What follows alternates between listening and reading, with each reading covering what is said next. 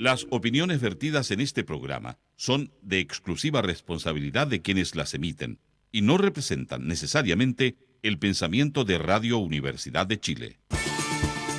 Fundación Progresa presenta en Radio Universidad de Chile Cambio de Switch, el espacio progresista de reflexión y diálogo con la conducción de Marco Enríquez Ominami.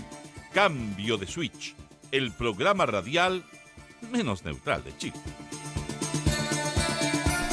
Buenas noches, habla Marco Enríquez Ominami en el programa Cambio de Switch de Fundación Progresa. Esta noche tenemos dos invitados excepcionales, sensacionales, de izquierda y críticos. Uno es un hombre casi de la casa, pero que es economista, que ha publicado un conjunto de libros fascinantes, al menos uno que yo leí, que es El capitalismo a la chilena, que es Andrés Solimano, que es profesor, investigador y es director de una fundación también. Así que bienvenido. Gracias Marco. Encantado. Un gusto estar acá. Y el otro invitado es también mi abuelo Rafael Agustín Gumucio, lo leía y lo respetaba, y yo fui educado por el viejo, así que le tengo un gran cariño a Manuel Riesco, que está acá, del cual he sido un lector de sus ensayos, sus artículos múltiples veces. Así que qué honor tenerte acá y conocerte más. Bueno, muchas gracias. Y la verdad es que yo era un gran admirador de tu abuelo. El viejo. Sí, pues, una personalidad extraordinaria. Manuel Riesco es economista, dirige el Senda, que ha sido una fuente inagotable de conocimiento, diría además, ha sido muy perseverante, porque cuesta en un país que no reconoce las organizaciones no gubernamentales, a los puntos de vista críticos, que no los financia, ha resistido el Senda durante, ¿qué edad tiene el Senda?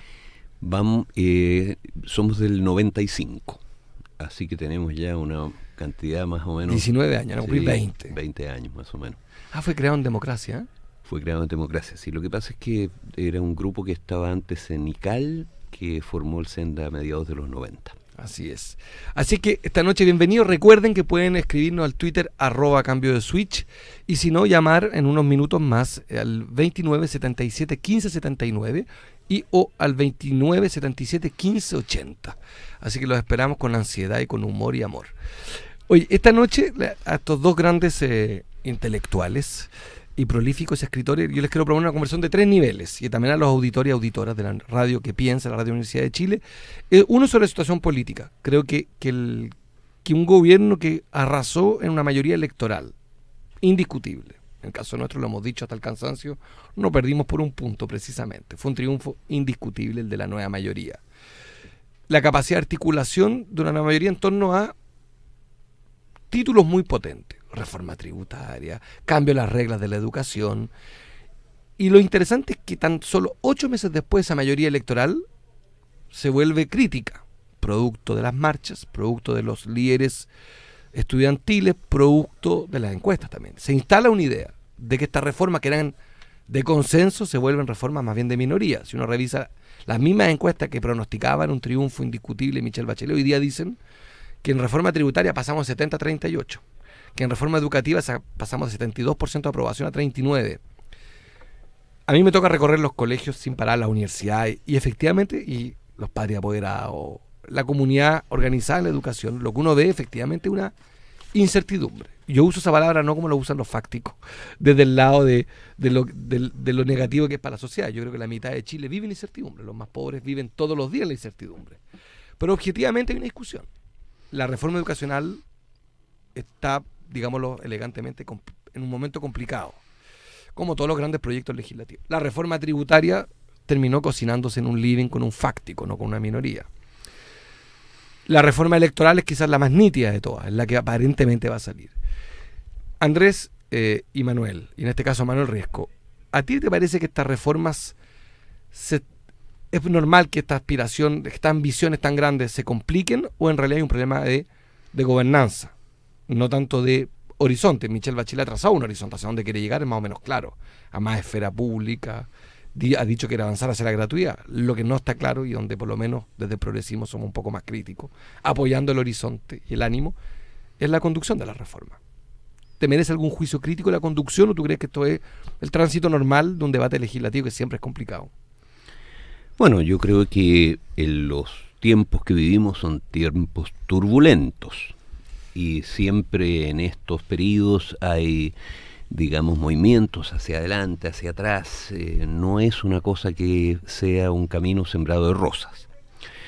Ahora, la impresión que yo tengo es que hay todavía en el país, el contexto general de la situación política es un movimiento de opinión pública, de ciudadanía en alza. Ese yo creo que es la primera constatación.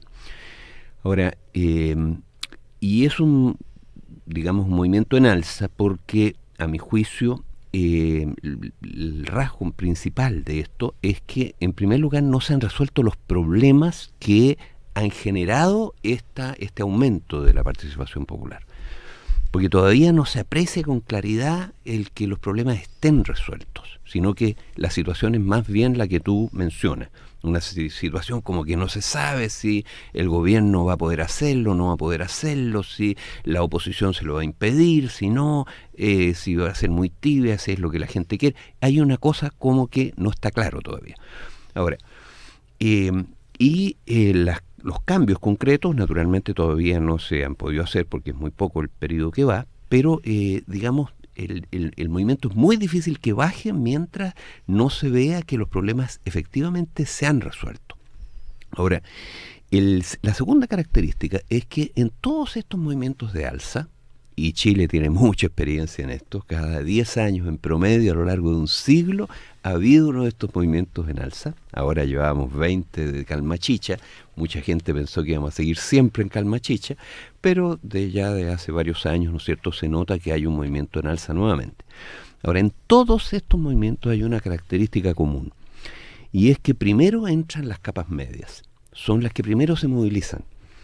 Se movilizan los estudiantes, se movilizan los sectores medios, porque no es mucho lo que pierden, digamos, en estas circunstancias si la cosa se pone complicada. Ahora, sin embargo, en todos ellos, en algún momento, el pueblo entra a movilizarse. Y ese momento todavía no llega, porque el pueblo aquí se ha manifestado masivamente, es decir, de a millones, solamente en una ocasión, a nivel nacional. Y es en el 2011 cuando un mediodía Camila Vallejo, ¿no es cierto?, llamó a tocar Cacerola y en la noche todo Chile tocó Cacerola. Ese fue un buen recordatorio de lo que ocurre cuando el pueblo entra, digamos, a la pelea. Ahora, los problemas están muy acumulados y los problemas que más los sufre es el pueblo, no es la clase media. Es un error profundo el del expresidente Lago cuando dijo que aquí las cacerolas sonaban más fuerte en la Plaza Ñuñoa porque ellos habían resuelto los problemas del pueblo pero se le había quedado atrás la clase media. Sería bueno que se subiera una micro del Transantiago, el presidente Lago, a las 6 de la tarde para que vea si están resueltos los problemas del pueblo. Ahora subieron de precio además. Bueno, es decir, el pueblo no ha entrado masivamente. Y eso es, digamos, en este ciclo, digamos, un elemento que hay que tomar en cuenta. Ahora, yo, para terminar, en los periodos de alza, la conducción exige ponerse adelante. Y ponerse adelante significa trazar con claridad los derroteros, trazar con claridad las cosas que hay que hacer. Gobernar y no solo reinar. Pero no solo eso, sino que un gobierno que no se pone adelante, que no plantea con fuerza las cosas, como por ejemplo sí lo hizo la presidenta Bachelet en educación en Cerro Castillo, o el 21 de mayo en su discurso, ahí estuvo bien y subió puntos en las encuestas. Pero si el gobierno aparece retacándose, aparece sin claridad en sus objetivos, es necesariamente sobrepasado. Y ese es el escenario peor para todos, también para la derecha. André, me tocó estar ahora en Suecia y en Francia.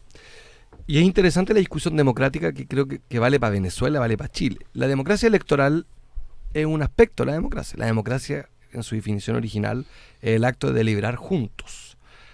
La elección tiene siempre algo de coercitivo detrás. En Chile la valoramos mucho por la dictadura cruel y sangrienta, y el voto se volvió un símbolo de libertad. Pero la la democracia no es solamente electoral. Marchar y tocar cacerolas, como decía Manuel, es también un acto democrático, profundamente democrático. Es igual de democrático el que marcha que el que es electo por un diputado. No está detrás de las declaraciones de Ricardo Lagos, detrás de los conservadores, detrás de los que buscan bloquear la reforma, un reclamo finalmente antidemocrático, en tanto ellos dicen, mire, una cosa es que los chilenos hayan votado hace tanto, otra cosa es que la gente marcha, pero otra cosa es la responsabilidad. La ética y la responsabilidad está por sobre la verdad democrática. No está en juego eso en las críticas a la reforma, porque en rigor Michelle Bachelet tiene un dato de hace tan solo 8 meses. El país le dio un mandato hace 8 meses, no hace ni un año, 8 meses. Más aún, las marchas que han habido en la calle, las marchas contundentes, han sido todas en favor de las reformas. Las marchas de padres apoderados, súper respetables, cuando uno los escucha bien, están a favor de la reforma, pero quieren claridad. En selección, lucro y copago, están diciendo efectivamente algo que yo comparto por lo demás. Nosotros que tenemos a nuestros hijos educándose en los colegios particulares privados que seleccionan, le estamos pidiendo a las clases medias que no participen de la selección. Pero en San George, en Grange, en San Benito, hiperseleccionan. Entonces una linda discusión en la que la clase media te diga, me quieren imponer reglas que ustedes mismos nos imponen a sí mismos. O sea, para ponerlo de manera muy brutal, es una élite la que le dice, vivan juntos, pero los que proponemos las leyes no tenemos a nuestros hijos viviendo juntos. No, a ver, yo creo que el punto que levanta Marco es bien de fondo. Yo diría 2 planos. Uno es que el actual gobierno tiene un mandato para hacer un conjunto de reformas pro igualdad o antidesigualdad hacia un desarrollo económico más inclusivo y hacia una cierta profundización de la democracia. Lo que pasa es que la democracia chilena es una democracia bastante sui generis y en el fondo bastante restringida, en el sentido de que la propiedad de los medios de comunicación masivos, los diarios, la televisión, la mayor parte de los medios de comunicación están controladas por el sector privado, por conglomerados económicos. El sistema político binominal le da una sobrerepresentación a la derecha. Y en general lo que yo veo como un poco el talón de Aquiles de las reformas que está implementando este gobierno es que, como el nudo medio gordiano, es que trata de, de hacer reformas estructurales aparentemente de fondo dentro de una institucionalidad que fue creada, diseñada y mantenida para evitar esos cambios. Y de alguna manera ya está sintiendo el efecto de eso. Los países que hicieron reformas estructurales más de fondo en América Latina, Bolivia, Ecuador, también se puede mencionar Venezuela, aunque todo el mundo se eriza cuando hablan de Venezuela, partieron con un cambio institucional, asambleas constituyentes, nuevas constituciones, y una vez que alteraron el marco institucional y la correlación de fuerzas, introdujeron una serie de reformas en distintas áreas, partiendo por la reforma constitucional. La secuencia chilena es distinta. La secuencia chilena posterga el cambio de la Constitución, posterga la Asamblea Constituyente y trata dentro del margen de la institucionalidad actual hacer reformas. La verdad es que yo soy un poco escéptico, deseando que tengan éxito, de que este camino vaya a llegar muy lejos. Ya lo vimos en la reforma tributaria, que tuvo que ser consensuada a pesar de que tenía los votos del gobierno, una opción voluntaria con la derecha y sobre todo fue muy permeable a la presión de los gremios empresariales y se aguó. La reforma educacional, por distintas razones, también es un ámbito muy complicado. Ahora el gobierno sacó la idea de la alianza público-privada estratégica, que yo la visualizo y por la puesta en escena que tiene, que es una especie de alianza que privilegia las organizaciones empresariales grandes, los conglomerados patronales, la CPC, la SOFOF, la Asociación de Bancos, Y el punto es qué precio le va a pedir ese sector, ese segmento, para entrar a este pacto. Entonces yo soy un poco escéptico, para ser sincero, de este diseño de reformas, partiendo con las reformas dentro del marco institucional vigente. Oye, recuerdo, con Manuel Riesco, ingeniero civil industrial, pero más conocido como economista y últimamente en el desafío de las pensiones, y con Andrés Solimano, que también es un economista que diseñó el programa La Democracia Económica, que fue nuestra base del programa de gobierno progresista del 2013. Manuel, en materia previsional, yo creo que hay una dimensión adicional al fracasado sistema de AFP, y es la longevidad. O sea, objetivamente, en el mundo entero son las cifras, estamos viviendo mucho más y a paso agigantado, y por tanto existe como una especie de segundo aire a partir de los 65 años, y se está produciendo algo que de hecho está ocurriendo en América Latina. Es muchísimos adultos mayores que ni siquiera, no solamente no se jubilan porque la jubilación es mala, sino porque además aspiran a seguir teniendo una vida activa, producto de su necesidad, pero también producto de su perspectiva de vida es larguísima. Aún así, Chile todavía no entra en ese debate de la longevidad. Estamos tan solo tenemos puestos los dedos en el enchufe, en una cierta urgencia. Yo te la he leído a ti mismo, te la he escuchado, producto de un sistema que hoy entrega jubilaciones completamente indignas e insuficientes. Nosotros, al igual que tú, expusimos ante la Comisión Bravo, junto a Andrés, y propusimos un sistema mixto, pero centrado y mirando hacia un sistema de reparto. Salir de la idea de la capitalización individual. Yo no he bien conocido el por qué fracasó el sistema de AFP. Las premisas no se cumplieron, años de ingreso al mercado laboral, mejora de los sueldos, tasas de retorno que no se cumplieron, en fin. ¿Por qué un sistema de reparto es sustentable en el Chile del 2014? Siendo que si uno escucha a los enemigos del sistema de reparto, te dan con mucha facilidad esta afirmación, además generalizada, de que han fracasado en el mundo. Bueno, lo que en realidad ha fracasado es el experimento chileno de dar pensiones con la capitalización individual, puesto que, digamos, este sistema no da pensiones, no da un ingreso a quienes jubilan que sea que le permita sostener más o menos el nivel de vida que tenía mientras trabajaba. Y por lo tanto, eso es lo que realmente fracasó. Los sistemas de reparto existen en todo el mundo y entregan pensiones a poblaciones de adultos mayores que son más del doble de la chilena, que es un país muy joven, Chile. Pero hay otros países que no son tan jóvenes, donde esta gran virtud de la modernidad, que es que se extiende la vida, y se permite que un porcentaje grande de la población viva retirado de trabajar, porque la productividad del trabajo es muy alta. Entonces los trabajadores activos son capaces de mantener, digamos, en muy buenas condiciones ellos mismos, a los jóvenes, a los niños y también a los viejos. Y poblaciones de viejos que son, como decía, más del doble, casi el triple de la chilena. Chile tiene un 9% hoy día de adultos mayores, 9, y Japón, por ejemplo, tiene 23%. Y ahí hay un sistema de reparto que les da buenas pensiones a los adultos mayores japoneses, pero que además deja un excedente extraordinario. El otro día lo dijo el primer ministro de Japón, que el excedente que ha acumulado el sistema de pensiones de reparto japonés es algo así como 1,2 billones de dólares. Es decir, una cifra enorme que él dijo que la iba a usar en parte este excedente para financiar el desarrollo de Japón.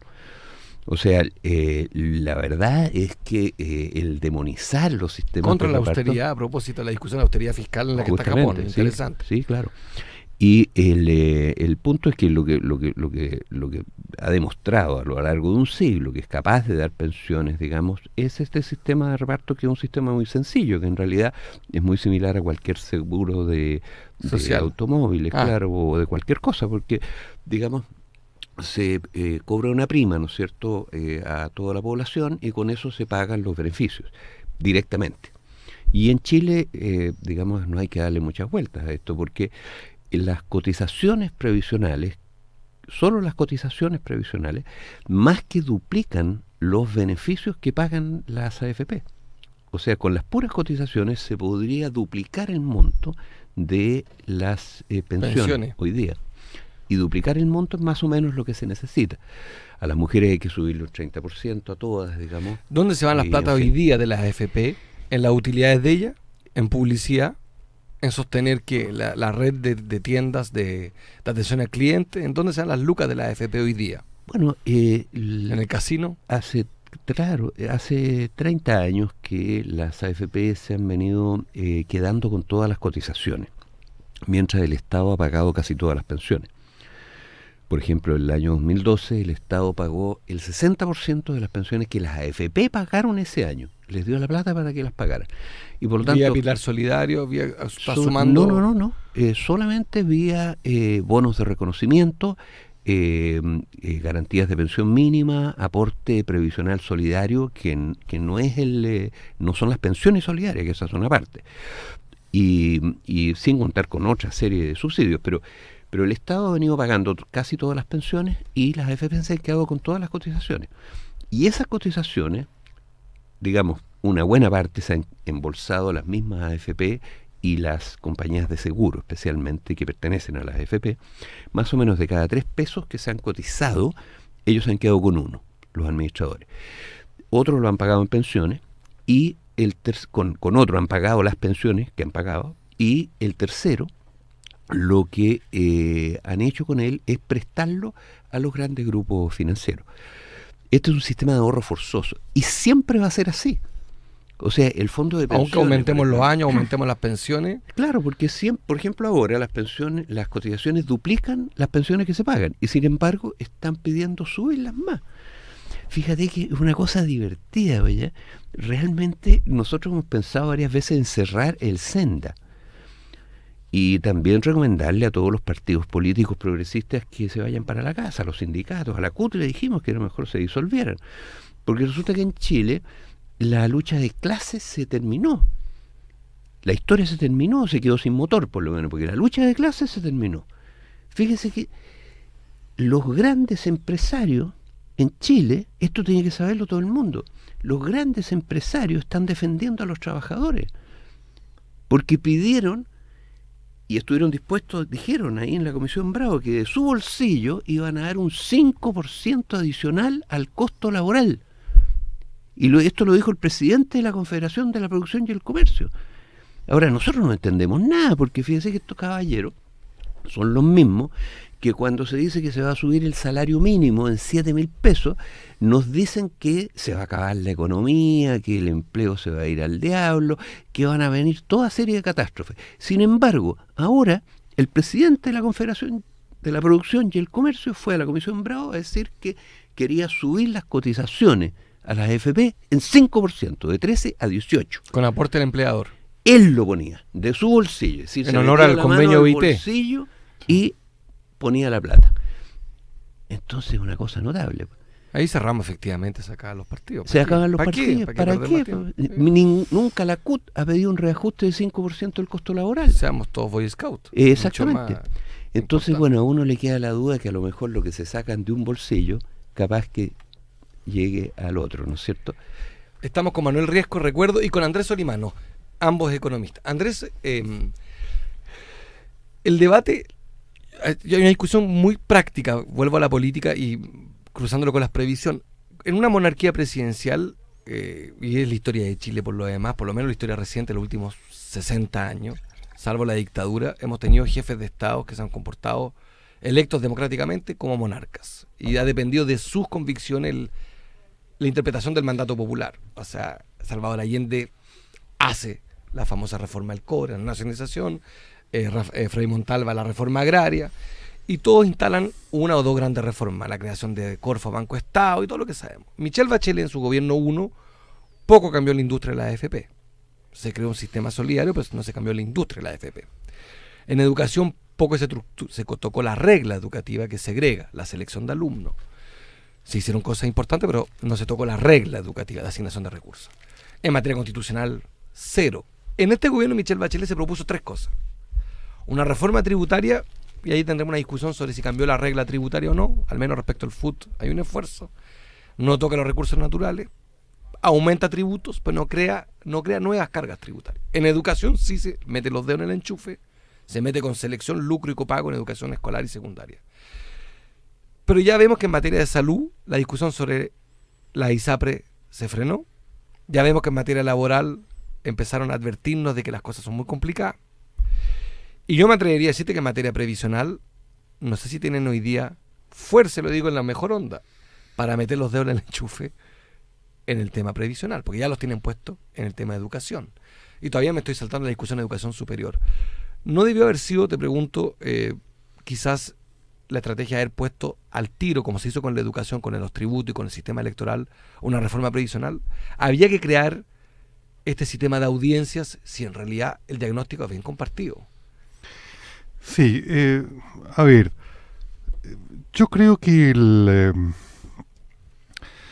sí, efectivamente yo hubiera, si me preguntan cuál hubiera sido la secuencia, yo hubiera partido el gobierno en el día 2, el día 3, los primeros días, llamando a hubiera partido un cambio institucional, convocando una asamblea constituyente, o hubiera hecho alguna propuesta de cambio institucional que hubiera abierto las puertas para otro conjunto de reformas. Yo creo que ahí hay un primer cambio, una primera diferencia en la secuencia.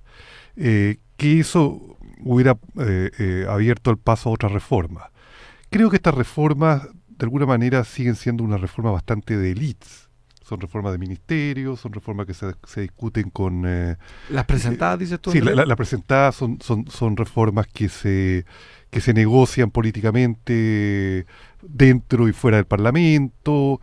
No hay una especie de, como se decía antes, gran movimiento social o movimiento de masas que empuje una cierta dinámica reformista.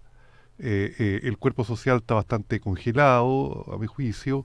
El más fuerte de ello, que el movimiento estudiantil, como que navega en 2 o 3 carriles, y el gobierno tiene una cierta convicción reformista, pero dentro de la misma coalición gobernante hay posiciones diferentes.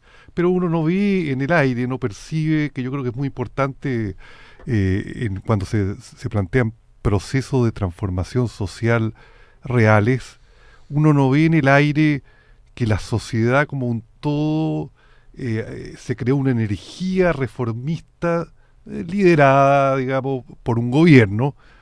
No, yo veo una sociedad bastante inmovilizada y un gobierno que hace reformas, pero dentro de la élite, el poder ejecutivo con el poder legislativo, los partidos, etcétera, a un ritmo cansino, con comisiones, digamos que hay que esperar 6, 8 meses para aprobar cosas, etcétera. Entonces, dentro de ese cuadro, claro, alguien puede decir, pero es que ya con 3 reformas, como la tributaria, la educacional y eventualmente una política de constitución, suficiente, no se puede hacer más.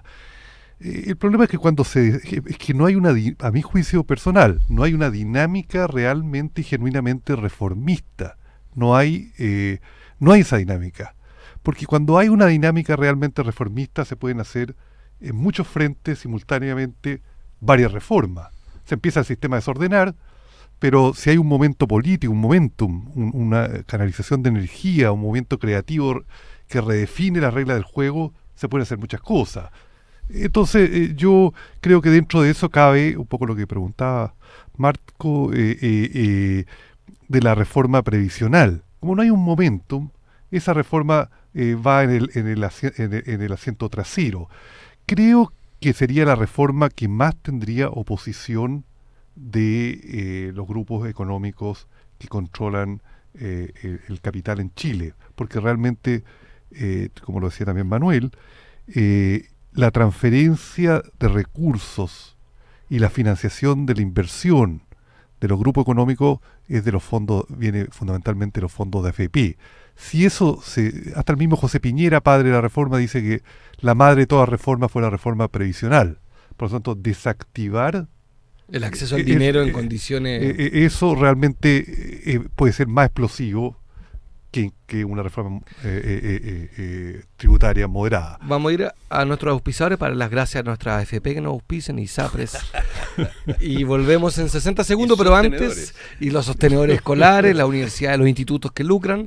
Vamos en 30 segundos, volvemos en 60 segundos, pero antes, un saludo al Café del Autor, Manuel Montt 334, que nos colabora, y vamos a escuchar un programa, una canción elegida por Nicole Mulzoff, Pájaros de Papel de Wade Chate. Previamente, recordar que estamos con Manuel Riesco y con Andrés Solimán, y a la vuelta vamos a hablar de izquierda en el poder. Si existe una contradicción en eso. Un abrazo, volvemos en 60 segundos. Pájaros de papel, prenden fuego de papel, en un vuelo letal, con dobleces de humanidad. Y cuando el fuego cruzó el cansancio del sol, cae un rayo de fragilidad.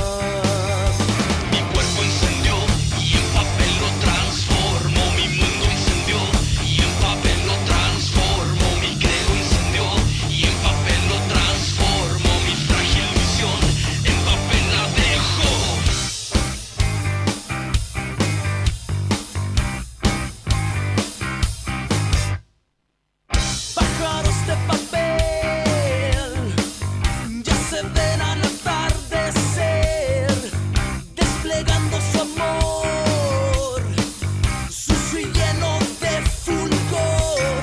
Tú deberías saber que este mundo es aquel que no mira cuando te hace caer.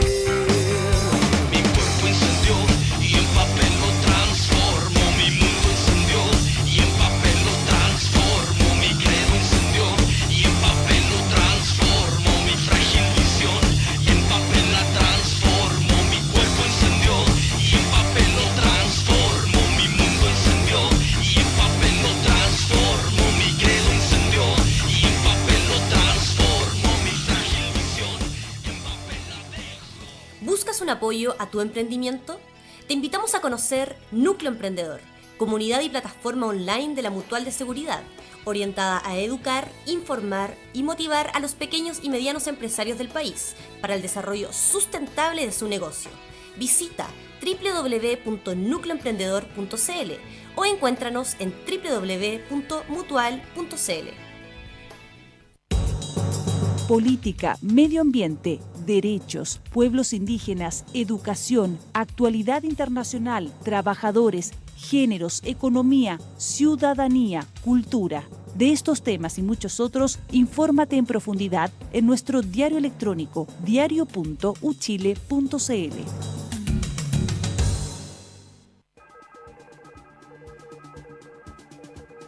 Volvemos en Cambio de Switch, Radio Universidad de Chile, la radio que piensa, con dos estrellas de la economía, dos estrellas de la izquierda, dos estrellas del pensamiento. Manuel Riesco, ingeniero civil industrial de la Universidad de Chile, magíster en economía, director del SENDA, glorioso instituto que ha aportado puntos de vista fascinantes sobre la economía y en particular en mi caso sobre temas previsionales, lo que me ha tocado a mí aprender con H.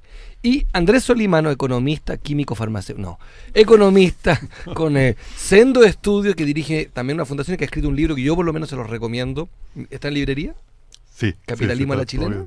Está en librería. Está traducido en 17 idiomas como todos tus éxitos editoriales. Pero y lo pueden leer en Twitter y en Facebook también, sobre todo en Twitter. Oye, si uno revisa lo que está pasando con los gobiernos de izquierda y o progresistas, los gobiernos que se han ajustado a su promesa de cambio han resistido más o menos en los niveles de adhesión. Pienso, no voy a polemizar, pero es cosa de revisar. Cristina Fernández, con todo lo que quieran destruir, es un gobierno que tiene un mandato y un soporte popular. Resiste. Se echó al pecho ni más ni menos que el modelo regulatorio de medios. Se peleó con el medio más importante, Clarín. Evo Morales, al que se le pronosticó que era imposible que un indígena, ha logrado crecimiento económico inédito en la historia y una paz social inédita. Rafael Correa, que irrumpe de un año para otro, es presidente de Ecuador, hace una asamblea constituyente y hoy día tiene, cosa de ver los indicadores, en mortalidad infantil, en educación, etcétera, etcétera. Ecuador es un país que va al alza. Y en cambio, si uno ve el caso francés o el caso español, izquierdas que gobernaron, que fueron faro en la izquierda mundial en su minuto. Bien o mal, Mitterrand fue importantísimo, incluso la izquierda latinoamericana. El PSOE español fue en su minuto, y más allá de hacer un juicio de cuenta respecto a sus tradiciones, el hecho que hoy día el socialismo francés y el socialismo español están francamente arrinconados, muy arrinconados. Unos perdieron y unos ganaron. El socialismo francés hoy día es una contradicción elocuente respecto a lo que hace campañas con promesas y dar explicaciones. Se prometieron hacer una política fuera de la austeridad fiscal y de gasto, y hoy día están haciendo exactamente lo mismo que la derecha.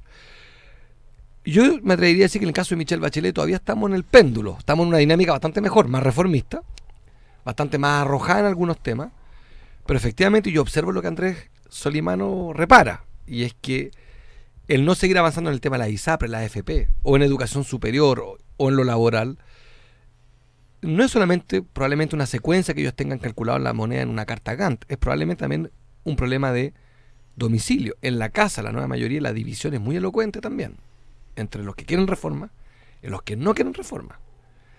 Uno lo puede personificar en Andrés Velasco, pero también en Gutiérrez Martín y en otros que han dicho explícitamente que no están por seguir abriendo carpeta. Le hace salud, le hace previsión. Yo veo una pequeña diferencia entre ustedes dos, si me permiten, y ahí yo me inscribo en ese debate. Tú, Manuel, ¿crees que hay un ánimo reformista en este gobierno? ¿Así te parece que está sostenido, o tú crees que más bien partieron bien y que hay que empujarlos a que sigan? ¿Eres más generoso? Mira, yo soy viejo. Nada de viejo. Y me ha tocado ver varios de estos momentos de alza de la actividad popular, de la actividad ciudadana. Y cada uno de los momentos estos tiene una característica, y es que genera una institución política que lo dirige.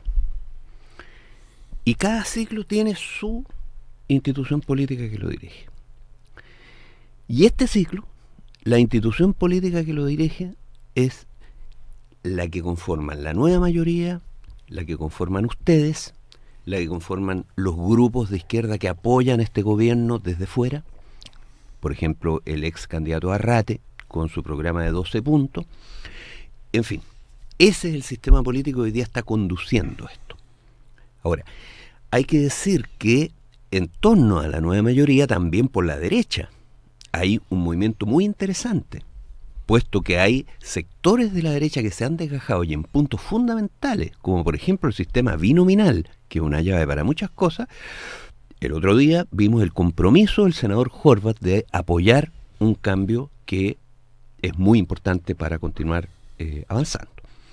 Yo, mira, tengo una impresión muy buena, muy positiva del sistema político chileno.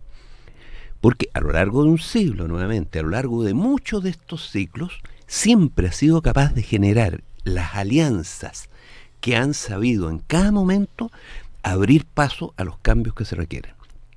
Y ese es el punto en que estamos hoy día. Ahora, ¿qué es lo que hay que hacer a mi juicio? Hay que avanzar con un poco más de decisión. Y yo quiero poner un ejemplo, fíjate, que es educación. Porque en educación hay que avanzar hacia la gratuidad. Ese es el camino.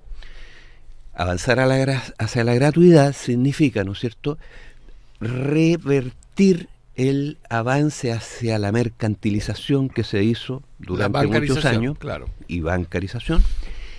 Pero este avance hacia la gratuidad hay que hacerlo ya. La privatización de la educación no se hizo con la LOCE, no se hizo con la LGE, la Ley General de Educación, se hizo con las leyes de presupuesto, que sucesivamente fueron aportando año tras año más recursos públicos al subsidio a la demanda, y por esa vía el Estado generó una demanda que generó la mercancía, generó el lucro, generó la privatización y generó el desorden y la crisis que tenemos hoy día. Para ser justos, esos aumentos de presupuesto se hicieron en democracia. Casi todos. Esa es la parte jodida. Lo peor de todo es que los más fuertes fueron después del momento del 2006. Así es. Después del momento de los pingüinos. Bueno, pero lo que hay que hacer ahora es revertir eso, pero ya, ahora. Es decir, hay que plantearse la gratuidad que empiece el 2015, con el presupuesto 2015. Y la llave para eso es terminar el CAE ahora. La ley de presupuesto no puede tener, como la ley de presupuesto del año pasado, por ejemplo, en educación superior, 1/3 de los recursos destinados al crédito carnaval del Estado. Pero mire, si esto es impresentable, si hasta Piñera se dio cuenta que el CAE había que terminarlo, presentó una ley y la nueva mayoría, con muy buen criterio, rechazó esa ley porque iba a entregar más recursos todavía por la vía de voucher, ¿no es cierto?, para privatizar más todavía la educación. Pero resulta que no tiene nada a cambio para el 2015 y por lo tanto ahora hay que terminar con el CAE y esos recursos entregarlos directamente a las instituciones. Subsidio a la oferta. Y que no solo eso, sino que rebajen sus aranceles tal como lo empezó a hacer la Universidad de Chile. Vamos a escuchar una llamada antes de seguir con Andrés Solimano, a Juan desde Providencia que quiere plantear una pregunta. Te escuchamos con intensidad. Muy amable, muchas gracias. Encantado. Mire, mi pregunta es la siguiente. Debido a la crisis internacional y debido a negocios tal vez no muy bien hechos por parte de algunos grupos económicos en Chile, la fisonomía de los grupos económicos nacionales está cambiando. Muchos grupos se están empobreciendo, digamos, no sé si decirlo así, y otros están enriqueciéndose. A mí me interesaría, además salió un reportaje en El Siglo, me parece, de don Hugo Facio, sobre qué está pasando con los grupos económicos, pero los grupos económicos nacionales. Muy bien. Muy amable. Muchísimas gracias, don Juan. Vamos a escuchar a Antonio Larreina al tiro y hacemos dos preguntas. Antonio, te escuchamos con intensidad también. Hola, buenas. Mira, buenas noches. Yo siempre llamo, incluso la semana pasada que no estuviste. Gracias. Me interesa decir algo, que FONASA es un sistema que es solidario y es de reparto. Y FONASA mantiene los hospitales de Chile, mantiene todo lo que es vacuna, etcétera, etcétera, etcétera, y es un sistema de reparto. Entonces no veo cuál es el problema de que las AFP no sean de reparto. Una buena analogía. Sí, además me parece que la educación puede seguir siendo un lucro, no tiene por qué no serlo, ya, pero podemos modificar ese lucro, podemos volver el país tecnológico en temas de educación. Yo tengo algunas ideas y me gustaría que de alguna forma alguien del partido al que tú perteneces se contactara conmigo y lo conversáramos. Te agradezco. Acuérdate que hay una web donde puedes enviarnos todo, que es losprogresistas.cl. Pero necesito también el interés, porque me he tratado de contactar con gente del gobierno y no me pescan. Debe estar desbordado. Mi mail, marcoenriquez@fundacionprogresa.cl. Más fácil imposible. Gracias, Antonio, y te mandamos un abrazo. Andrés Solimano, la primera, sobre la reflexión de Antonio, creo que estamos todos de acuerdo de que la discusión sobre salud tiene algo de análogo con la discusión sobre el tema previsional. Pero previo a eso hay una pregunta que también creo que es interesante, el tema económico. Quedan 17 minutos. ¿Hay contracción económica y es culpa de la incertidumbre que genera este debate en que todos hemos participado, o se obedece más bien a factores que son externos y del modelo de desarrollo de Chile, que entró en una cierta mediocridad de crecimiento? Sí, a ver, lo primero, las economías capitalistas, o casi todos los sistemas económicos, sobre todo la economía capitalista, son economías que viven siempre con ciclos. Está en la naturaleza del capital, ¿no es cierto? Marx hablaba que el capital era un proceso más que un objeto. Keynes también hablaba sobre los ciclos, digamos. Entonces, yo creo que Chile está pasando por un ciclo en una fase que se llama de desaceleración. Pero yo creo que los gobiernos hacen bien, o debieran hacer bien, de no ahogarse en un ciclo, digamos. Es mejor estar en la fase ascendente del ciclo y tratar que en promedio, a través de los ciclos, la economía siga creciendo. Pero yo creo que debiera, dado que está en la naturaleza misma del sistema económico, imposible abortar los ciclos, imposible que los ciclos no existan. Estamos viviendo un ciclo, hay que ver cómo salimos de ese ciclo, pero yo no me ahogaría en el ciclo. Lo que pasa es que la oposición a las reformas aprovecha la fase descendente del ciclo para decir, mire señores, como ustedes quieren cambiar esto, A, B, C y D, lo que este ciclo está provocado por los anuncios y las acciones que ustedes están haciendo para subir los impuestos, por cambiar la educación, y Dios no lo quiera, para cambiar la Constitución. Entonces, si siguen por ese camino, la economía no se va a recuperar. Y yo creo que el gobierno corre el riesgo, me da la impresión que ya morder el anzuelo, y ahora armó esta asociación pública-privada con los grandes empresarios, ¿no es cierto? Asustado un poco, creo yo, de que ellos dicen, bueno, si ustedes siguen adelante, no vamos a invertir más. Y si no invertimos más, la economía no crece. Y si la economía no crece, no se crean empleo. Y ahí se empieza a detener el milagro chileno.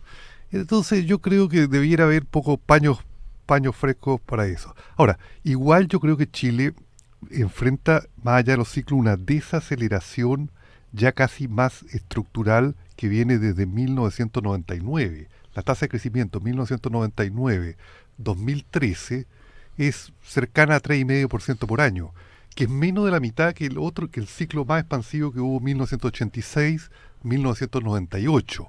Entonces la economía viene con un poco en una fase de desaceleración de crecimiento. Crecemos más lento que Perú en los últimos 10 años, crecemos más lento que Bolivia, crecemos más lento que Ecuador.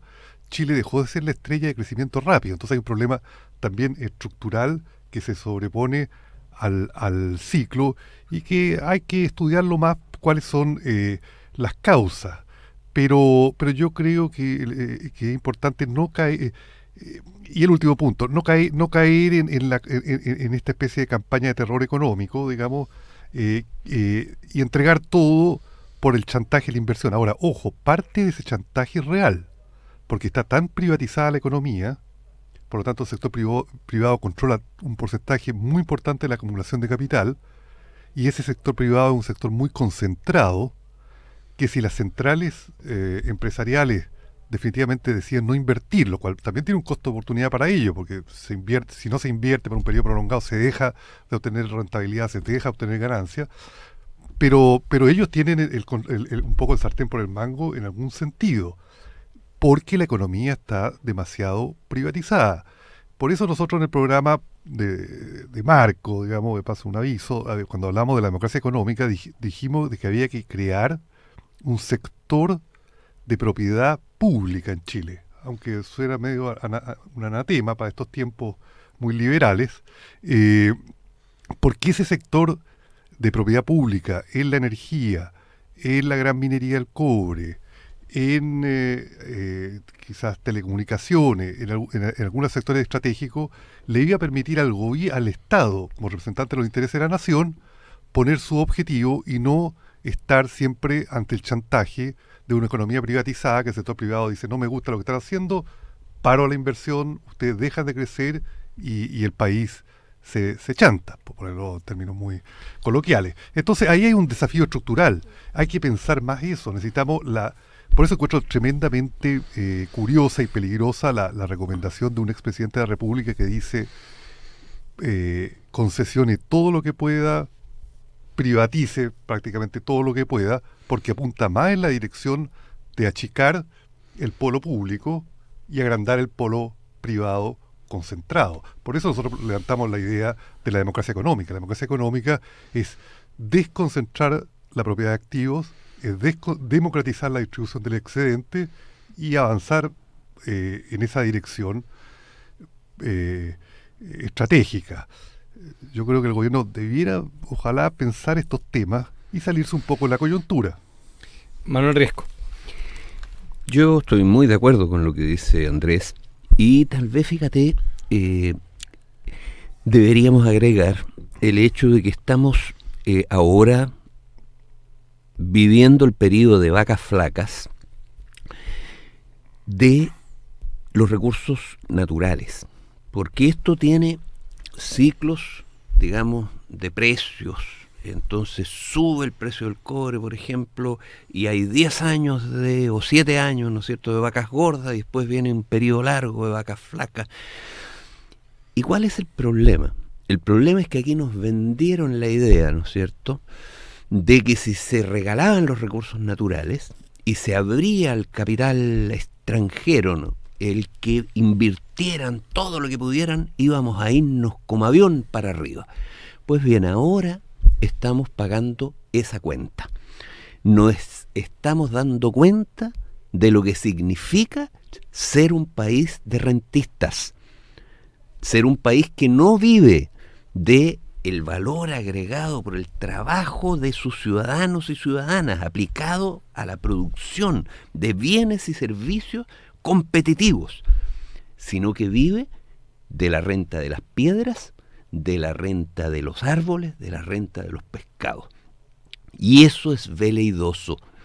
Cuando la cosa está buena, igual como los jeques, ¿no es cierto?, aquí se vive muy bien, se gasta mucho, etcétera, etcétera. Pero cuando la cosa se pone mala, ya en el salitre lo vivimos.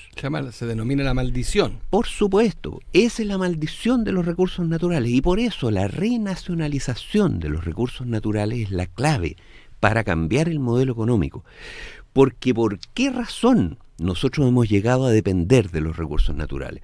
Porque la hegemonía en la élite dirigente, en el empresariado, la tienen los rentistas, la gente, los grandes grupos que viven de la renta, de los minerales, del agua, de los bosques. Esos son los grandes grupos económicos chilenos, son grupos rentistas, no son auténticos capitalistas. Ojalá tuviéramos acá auténticos capitalistas, como hay en Alemania, como hay en Corea, como hay en Estados Unidos, como hay en Europa.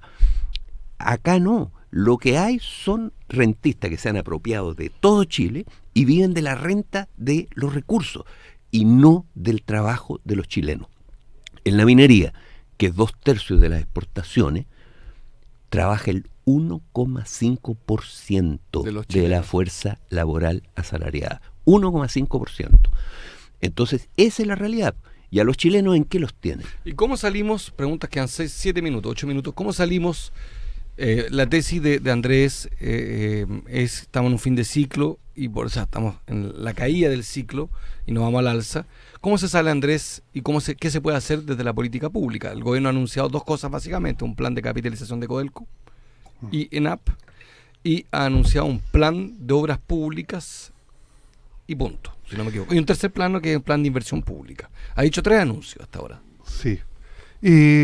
A ver, yo creo que el plan de inversión pública que acaba de anunciar la presidenta de la República, de $500 millones, hay que pensar que $500 millones es un sexto de un 1% del PIB. El PIB es más o menos $300.000 millones, el 1% es $3.000 millones, 500 es 3.000 dividido por 500, un sexto. Entonces, no es un volumen muy grande. Es mejor que no se haga, ¿no es cierto? Sí, pero no es un plan, digamos, que vaya a dar vuelta a las expectativas o generar un shock de demanda, un big push, así como se hablaba después de la Segunda Guerra Mundial, lo que escribía Rosenthal-Rodin, otros nerds. No es eso, creo que yo es un poquito empaquetar cosas que ya habían, que estaban en el presupuesto, y ponerlas como un shock reactivador, un poco para ponerle también más presión a los ministerios que ejecuten. Pero eso está en el ciclo. Yo creo que debiera haber un replanteo más de fondo de la mezcla privado-público. Yo creo que el sector privado quizás no va a estar dispuesto a invertir a las mismas tasas con una economía reformada, por ponerlo así, que cuando el modelo era casi puramente neoliberal. Y por lo tanto va a haber un vacío. Ese vacío va a tener que cubrirlo un sector público que también necesita reformarse. Sector público, entre paréntesis, o propiedad pública, no es solamente propiedad estatal. Puede haber propiedad comunitaria, puede haber propiedad de regiones, puede haber propiedad de empresas de trabajadores, hay muchas. Todo eso es mediano plazo, Andrés. Eso es mediano plazo, pero requiere una redefinición estratégica que hay que empezar a hacerla ahora. Para salir del ciclo, las recetas clásicas son política fiscal expansiva a través de inversión pública y política monetaria expansiva. Las dos cosas más o menos se están haciendo, porque el Banco Central está bajando las tasas de interés, no demasiado espectacularmente, pero las baja, y el gobierno aumenta la inversión pública en un sexto de un 1%, pero la aumenta. Se están haciendo. Estructuralmente yo creo que hay que hacer reformas de fondo, recapitalizar, pero darle un golpe de timón estratégico a los recursos naturales, un poco en la dirección de lo que decía Manuel, y otras cosas. Y otro, cambiar la distribución del ingreso, la economía chilena, y ahí termino en un segundo. Parte del crecimiento lento es porque la distribución del ingreso está muy concentrada, y el consumo interno y la demanda interna está restringida, financiada artificialmente con deuda, con financialización de la demanda. También esa es otra área. Gracias, Andrés. Para cerrar, Manuel Riesco, quedan 2 minutos, así que dispare. Ley de presupuesto, ley de presupuesto, ley de presupuesto. La ley de presupuesto debe iniciar la gratuidad en la educación el 2015. Y eso significa reactivación de la economía. La ley de presupuesto debe aumentar la inversión pública. Por ejemplo, no es posible que se esté destinando prácticamente una sexta parte de lo que se está dedicando a carreteras de automóviles en Santiago y en otras ciudades a abrir calles para el Transantiago. Y eso va a estallar. Si no se hace un plan de hacer vías segregadas en todo Santiago para el Transantiago, la locomoción va a ser la causa de un problema muy serio. Que ya lo vivió además la concertación del 2008. Pero por supuesto, y eso es 2006. Eso es un estallido, digamos, anunciado. Es decir, esto es algo que hay que hacer. Y en todo ese tipo de cosas, las cosas se resuelven ahora, en la discusión de la ley de presupuesto. Eso es lo que el país hoy día tiene que poner el ojo. Es una medida de corto Claro, plazo. eso es lo que hay que hacer ahora. Y ahí está la llave principal para enfrentar mejor estos ciclos y también para hacer avanzar la reforma. Muchísimas gracias a los dos. Volvemos el próximo martes con invitados casi tan sensacionales como Andrés Solimano y Manuel Riesco. Sus Twitter, por si les quieren escribir, son @manriesco. ¿Tu Twitter? mriesco. @mriesco, y el de Andrés Solimano es @asolimano R. Ya, @solimanor. Asolimano R. Oye, y gracias a Nicole Mulsov por su progresista manera de producir este programa y a la producción técnica por su audacia en el sonido. Mil gracias a todos y a todos los que escribieron en Twitter, no alcancé a leerlos. Mil gracias a los llamados telefónicos que quedaron pendientes. Y a todos nos vemos el próximo martes con intensidad. Besos y abrazos. Hasta el próximo martes. Marco. Chao. Fundación Progresa presentó en Radio Universidad de Chile Cambio de Switch, el espacio progresista de reflexión y diálogo con la conducción de Marco Enríquez Ominami.